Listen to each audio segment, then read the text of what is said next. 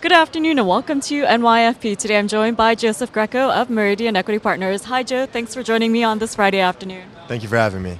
Well, the U.S. jobs report showed no growth in terms of jobs, and as a result, we did see U.S. stocks sell off, but the major averages have pared back from earlier session week.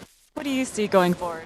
Well, yeah, there's still quite a bit of pressure now to the downside because people are quite concerned that this recovery has completely stalled out, and they're wondering what really can happen next. So we look to next week, and we see that the president may have a plan up his sleeve, but at this point, I think most traders are looking past that towards the end of the month when the Fed will actually, hopefully, come out with some true support and perhaps even the next phase of easing. Well, Joe, I do have to ask you this question regarding the Fed. Do you expect to see any sort of QE3? I do think that there's going to have to be a more concerted effort on their part to really shore up the markets here. Everyone is looking at what's going on at the markets day in and day out, and obviously with zero support from the jobs market, no improvement whatsoever with the housing condition, and companies still reporting great earnings, but in the face of great headwinds, it's very difficult for us to expect anything else than some activity from the Fed. Well, Joe, it wasn't just the U.S. markets that sold off today. The European markets also got hit as well. And that isn't necessarily surprising given that nothing has changed regarding their debt situation. So in the short term, how have you figured that into your overall analysis? Well, for the most part, people are looking around and saying financials are not the place to be, at least not the place to be long.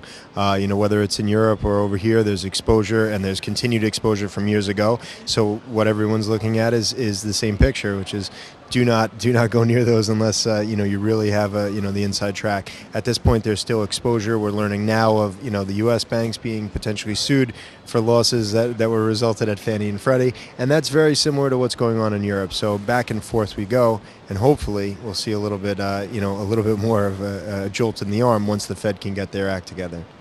Well, at least before we move over to commodities now, gold did rally today, and gold futures currently at 1877.30 an ounce. But going forward, I think any pullback is a good buying opportunity. Absolutely, and great way to look at it. This is ever the safe haven, and also still a very underheld asset class. Most of the portfolios worldwide still hold this as a very small percentage of their overall asset allocation, and that's going to continue to be where people will go to for safety. So any pullbacks, we've seen some really nice pullbacks in the last few weeks, but each time it's met with considerable buying. So the next one maybe if the CME goes and raises their margin rates once again in the face of what's going on right now. So I think when that happens, the market will pull back for gold, people will shore up their positions, and then you'll see buying once again. Okay, Joe, as always, thank you so much for your insight and have a great holiday weekend. Thank you. You as well.